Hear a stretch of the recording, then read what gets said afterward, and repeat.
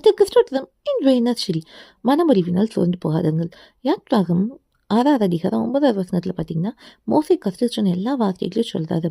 கர்த்தர் நம்மளை விடுவிக்க போறாரு, அவருடைய உடன்படிக்கையை நிறைவேற்ற போறாரு, அவங்களை கானானுக்கு கூட்டிட்டு போக போறாரு, கர்த்தர் நம்மளை ஓங்கிய போயிட்டுனால வல்லமையினால இதை செய்ய போறாருன்னு சொல்றாங்க. கர்த்தரே தேவன் நம்ம எல்லாரும் அறிந்து கொள்ள போகிறோன்ட்டு. ஆனால் இஸ்ரவேல் புத்திரர் மனமறிவினாலேயும் அது மாத்திரம் இல்லை, அவங்களுக்கு ஏற்கனவே கொடுமையான வேலைகள் கட்டளையிடப்பட்டுல, அதனால மோசே வார்த்தைக்கு செவிக்கொடாமல் போனாங்க. இன்றைக்கும் அநேக நேரம் நம்மளும் இப்படி தான். கர்த்தர் தமிழ் ஊழியக்காரங்கள் மூலமாக வேதத்தின் மூலமாக நம்மக்கிட்ட அநேக காரியங்கள் வாக்குத்தத்தங்களை சொல்லி நம்மளை உற்சாகப்படுத்துறார். ஆனால் நம்ம என்ன பண்ணுறோம்னா, சுற்றி இருக்கிற சூழ்நிலைகளை பார்த்து நம்முடைய பலவீனத்தை பார்த்து அவருடைய வார்த்தைக்கு செவி கொடுக்கறதில்ல. இன்றைக்கும் கர்த்தர் வல்லமையுள்ளவர் தான். முதல்ல இதை நீங்கள் உணர்ந்து கொள்ளணும்.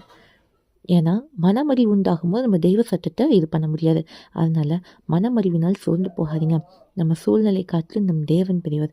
அவர் சொன்னதை செய்வார். உங்கள் வாழ்க்கை அற்புதமாக தான் இருக்கும். அதனால் கலங்காதீங்க. சூழ்நிலை எப்படி இருந்தாலும் சூழ்நிலை மாற்றுகிற தேவன் நம்ம கூட இருக்காங்க.